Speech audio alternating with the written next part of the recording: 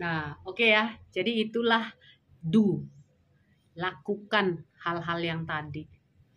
Ya, itu buat orang-orang yang belum belum apa ya? Belum inilah, belum pernah gitu ya, masih baru-baru memulai. Atau yang selama ini mungkin gagal, belum dapat-dapat. Nah, mungkin ini tips ini bisa dicoba ya. Karena aku dapat seseorang tuh nggak pernah gagal kalau dari situ. Nggak pernah gagal, selalu dapat.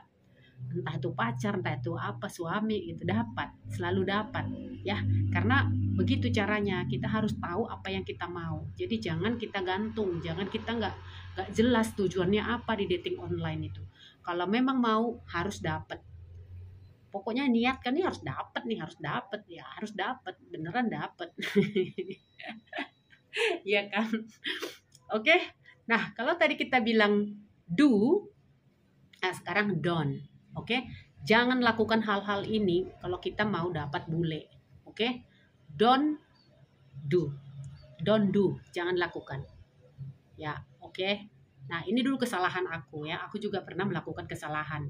Makanya eh, apa ya? Ketika kesalahan itu ketika aku ternyata terlalu buru-buru. Ya, terlalu buru-buru aku. Ya, gimana terlalu buru-buru? Misalkan ya, waktu itu status aku tuh single mom, ya single mom. Jadi aku kayak ngerasa lelah mencari nafkah sendirian, lelah nggak ada yang memperhatikan, lelah kerja sendirian. Kayaknya pengen ada seseorang yang memperhatikan aku pada waktu itu ya. Jadi kayaknya aku pengen banget ada cowok yang ngasih aku setiap bulan, kasih duit gitu. Ini kenapa aku kok sendirian? Lalu akhirnya kenalan lah cowok di online. Nah, kesalahan aku ketika dapat kenalan online itu, aku langsung berharap dia langsung ngebiayain hidup aku. Padahal itu salah besar. Kenapa? Karena dia belum trust sama kita. Dia belum percaya sama kita. Ya, makanya dia nggak akan mau ngebiayain kita, ngasih uang sama kita. Meskipun di awal-awalnya dia bilang dia cinta, dia mau, dia tertarik, dia mau datang, dia mau serius. Tapi kalau di depan kita sudah ngomongin uang, itu rasa-rasa itu bisa hilang, bisa terkikis. Kenapa? Karena belum ada trust, ya. Belum percaya dia sama kita, ya. Oke. Jadi ini donnya ya, donnya. Yang pertama, chatting dengan banyak orang, ya. Ini ya jangan dilakukan. Ini jangan dilakukan. Jangan chatting dengan banyak orang dan random. Random itu artinya sembarangan aja. Yang mana aja deh, yang penting gue chatting. Nah, jangan ya, tujuannya jadi nggak jelas kalau random. Misalkan nih hari ini chatting sama orang Turki, besok orang Malaysia, besok ini, jadi banyak tiap hari kita ngebalasin chatting gitu, nggak jelas ya. Jangan ya, itu nggak efisien menurut aku. Jadi nggak usah layani kalau tidak sesuai kriterianya kita. Jadi fokus kepada kriteria kita aja, cari yang benar-benar sesuai kriteria. Oke. Nah, yang kedua, ya ini jangan ya, yang kedua ini jangan mudah menaruh harapan. Jangan mudah langsung cinta 100%, langsung 100% percaya. Apa yang dia omongin langsung percaya. Dia bilang kita cantik langsung percaya. Dia bilang kita seksi, wah langsung semua puji-pujian keluar. Jangan langsung percaya. Kenapa? Karena bisa jadi dia itu juga scammer, nggak jelas. Bisa jadi dia itu cuma buat kita melayang-layang, yang buat kita percaya, yang buat kita tuh kayak ngerasa pengen ngaca terus setiap hari. Padahal mungkin dia scammer gitu. Oke, jangan langsung jatuh cinta. Suka aja, sekedar suka aja udah gitu. I like you kalau dia bilang. Apalagi ya kalau laki-laki mudah mengatakan I love you. Belum ketemu, misalkan baru kenalan aja, baru chatting berapa jam gitu, dia langsung bilang baby, dia langsung panggil beautiful, dia langsung bilang my love. Udah lah, nggak usah percaya sama orang-orang yang kayak gitu ya. Karena orang yang bener-bener itu manusianya real, dia nggak akan mengucapkan itu segampang itu. Dia pasti akan takes time membangun perasaan, itu nggak semudah itu gitu.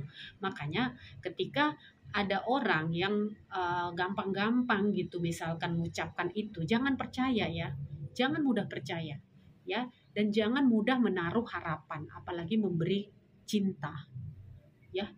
langsung jatuh cinta, langsung kelepek-lepek. No, jangan. Oke? Kecuali sudah chatting sampai 5 bulan, 6 bulan terus itu benar-benar klik. Benar-benar klik ya. Benar-benar udah enak gitu. Dia di rumah lagi video call, ada orang tuanya di video call, ada apa namanya? Ada kakaknya, ada lagi di kantor video call. Jadi kita ngerasa nyaman, benar-benar dia ada di depan kita gitu walaupun hanya sekedar video call ya. Oke? Nah, yang ini nih penting juga ya. Yang ketiga, jangan mudah mengirimkan foto-foto personal sama orang yang baru dikenal lewat internet.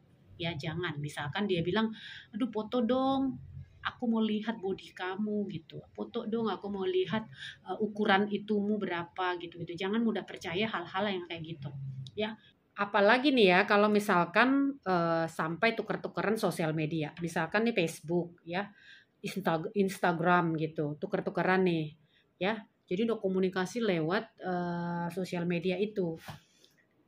Nggak dilarang sih, cuma takutnya nanti kalau kita saling bertukar kayak gitu terlalu cepat, takutnya nggak cocok ya, berantem. Karena ada beberapa pengalaman ketika aku tuh dapat kenalan, ada yang rada-rada gila ya, ada yang rada-rada gila. Ketika dia nggak cocok sama kita, dia bisa meneror kita lewat sosial media ya. Jadi make sure ya sebelum kita tukar-tukaran sosial medianya kita yang memang mungkin sosial media itu kita pakai untuk keluarga, teman bisnis atau apapun itu, kita harus benar-benar hati-hati nih ngasih sosial media kita kepada orang tersebut ya. Supaya apa? Supaya kita ya lebih bagus kan mencegah gitu. Jadi benar-benar kita harus aware gitu. Beneran gak nih? Kecuali udah jadi pacaran beneran ya, sudah benar-benar sudah ketemu gitu. Pengalamanku dulu ya, aku sama suamiku itu baru connect di Facebook setelah kami menikah ya. Dan aku sebenarnya nggak mau nge-add dia ke dalam Facebookku ya, karena aku takutnya gini, karena banyak yang harus dijaga ya. Kita takut nanti teman-teman kita yang nggak senang sama kita atau bagaimana inbox suami kita. Ya nggak boleh seuzon sih, cuman aku nggak terlalu ini pada awalnya, cuma karena suami minta ya udah akhirnya connect. Sebenarnya lebih bagus nggak usah berteman sih sama suami atau siapa deh. Cuman karena suami meminta ya sudah, ya kan? Oke. Nah, ya yang ketiga, empat ya. Ini masalah uang. Ya, jadi eh ini dulu juga kesalahan yang kulakukan sama selama aku dulu pernah kenalan sama cowok online ya. Kesalahan yang kulakukan itu yaitu ketika yang tadi yang pertama aku ceritakan bahwa ketika aku merasa lelah, ketika aku merasa capek, ketika aku ngerasa butuh seseorang untuk membantu gitu ya. Jadi kenalan sama cowok-cowok gitu, kenalan sama seseorang online itu kayak ngerasa aku curhat segala macam keuangan sama dia. Ya, curhat kayak iya I need some money gini-gini lah gitu ya. Ternyata tuh kesalahan besar ya, karena apa? Dia belum trust sama kita, dia belum percaya sama kita, kok kita udah curhat-curhat uang gitu. Nggak boleh ya. Meskipun kita hanya curhat, tidak ada niat untuk meminta sama dia, tapi bagi dia itu sudah merupakan beban ya. Wah, belum apa-apa gue udah dikasih beban nih mikirin uang utangnya dia misalkan gitu ya. Jadi kalau bisa jangan ngomongin uang di awal ya. Ngomongin uang itu nanti kalau misalkan udah ketemu, atau mancing-mancing dikit nggak apa-apa, cuma jangan berupa kayak aduh iya nih aku butuh uang nih, aku butuh ini, jangan ya. Dulu aku cara mancingnya gampang sih ya. eh Ketika itu caranya gini, kalau nanti kita ketemu, kamu bawa aku kemana? Maka dinernya, aku mau romantic dinner gitu misalkan ya. Tapi nggak semua sama ya. Terserah kalian mau ngetes bagaimana. Tapi ini adalah caraku bagaimana aku dulu mengetes kalau ada orang yang mengajak aku ketemu, kenalan, makan gitu. Aku harus tanya kalau kamu nanti ketemu sama aku mau ngajak di mana makannya, mau dinner di mana gitu. Kalau dia langsung memilih tempat yang apa ya, yang high gitu, yang bagus, yang berkelas, berarti orangnya royal ya. Sedikit mau berkorban demi kita. Tapi kalau dia bilang ya yang biasa-biasa saja atau yang bagaimana ya, atau dibilangnya up to you, berarti dia itu memberikan kesempatan pada kita untuk memilih. Artinya dia merespek kita. Ya, terus itu juga atau misalkan dia langsung menawarkan, I will take you shopping when we meet gitu-gitu. Kalau dia bilang begitu sih ya itu masih lumayan ya, masih agak oke, masih mau ngajak gitu, I will take you shopping. Tapi kalau dibilangnya misalkan dia orangnya pelit atau nawarin apa-apa pun enggak, ya berarti kita bisa menilai-nilai dalam hati. Ya nilai aja dalam hati ya. Lalu ketemuan, kalau misalkan ketemuan ternyata juga dia nggak nawarin apa-apa, pelit terus gimana gitu ya. Ya udah, jangan ada pertemuan kedua. Jangan ada pertemuan kedua, guys. Kalau ternyata nggak memuaskan gitu ya kan. Ya, kalau dulu ya, kalau aku dulu caranya ngobrol sama suamiku tuh enak. Ya, dia bawa aku ke Pondok Indah gitu ya belanja. Dia tawarin, dia bawa anak-anak ya, semua anak-anak aku bawa. Tapi puji Tuhan anak-anakku semua nggak ada yang apa ya, yang kesempatan dalam kesempitan. Jadi ditawarin ya, anak-anak mau apa gitu, nggak ada yang mau, nggak ada yang mau belanja ya, nggak ada yang nunjuk gitu. Padahal kesempatan sebenarnya bisa aja, cuma aku juga nggak ada ngajarin gitu, misalkan nanti jangan minta-minta ya gitu ya, nggak. Jadi aku bilang oke, let's go, karena memang kita ketemuan di mall itu untuk tujuan makan siang, saling kenalin anak-anak gitu.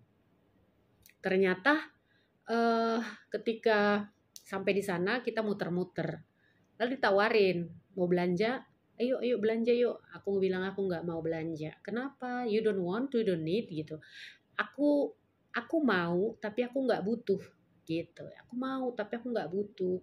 Nah anak-anakku juga begitu. Ketika ditanya, you guys want anything? Ya, no, thank you gitu-gitu. Akhirnya dia mungkin menilai juga.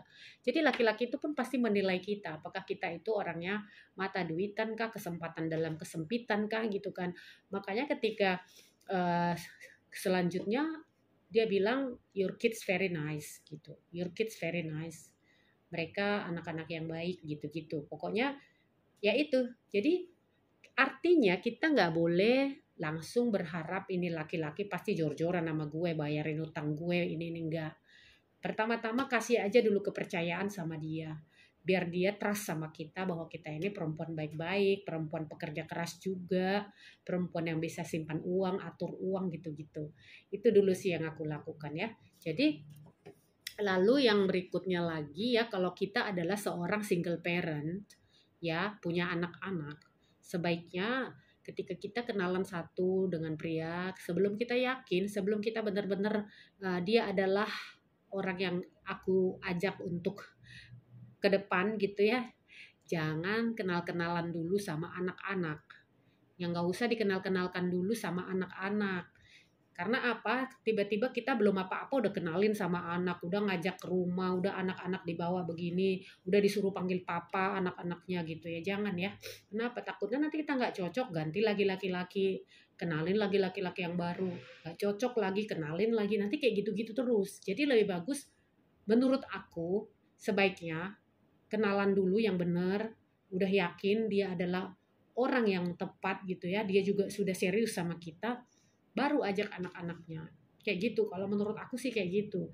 Karena akan nggak bagus nanti secara psikologinya anak-anak kalau kita kenalin satu cowok berbeda lagi.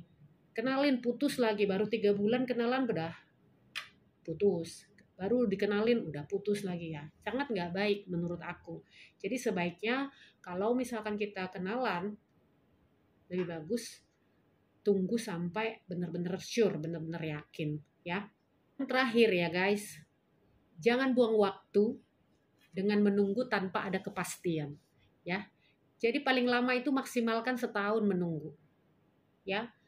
Kalau misalkan setahun dia udah jelas-jelas dia mau datang gitu ya, tapi maksimal lah, misalkan kayak kemarin corona gini, gara-gara covid kan kita nggak bisa ketemu, ya nggak apa-apa. Tapi kalau misalkan dia nggak jelas gitu terus suruh nunggu, yes I will come tanpa kepastian, mending nggak usah, cari yang lain aja ya. Jadi ini semua aku kasihan ya kalau sampai ada orang-orang yang lugu-lugu, yang masih dalam tahap-tahap memulai dengan dating online, terjadi lagi seperti cewek yang berharap tinggi itu tadi ya. Masa belum pernah ketemu sama laki-lakinya dia sudah membeli baju pengantinnya, sudah menyebarkan undangan. Aku nggak tahu dia beli baju pengantin itu pakai uang dia atau uang cowok itu dikirimkan ya, aku nggak tahu. Tapi yang jelas dia melihatkan di video TikToknya itu baju kebaya warna pink ya, kebaya warna pink untuk menikah sama si cowok itu katanya. Dan undangan juga sudah disebar. Menurut aku itu konyol ya. Menurut aku tuh konyol. Kenapa? Karena bagaimana mungkin kamu mengatur pernikahanmu sendiri? Cowoknya aja belum ketemu, ya kan? Nah, jadi janganlah ya. Jadi kita harus logika. Mainkan logikanya kita. Jangan cuma perasaan yang dimainkan. Karena kadang-kadang perasaan kita ini suka salah. Oke, jadi gitu aja. Kalau kalian suka dengan channel ini, kalian share ya. Kalian share, subscribe. Oke, nanti aku sharing lagi cerita-cerita lainnya. Ya, supaya kita jangan sampai mengalami hal yang sama, oke? Hal yang mengecewakan maksudnya karena kita berharap dari seseorang yang nggak jelas keberadaannya di mana. Oke? Bye.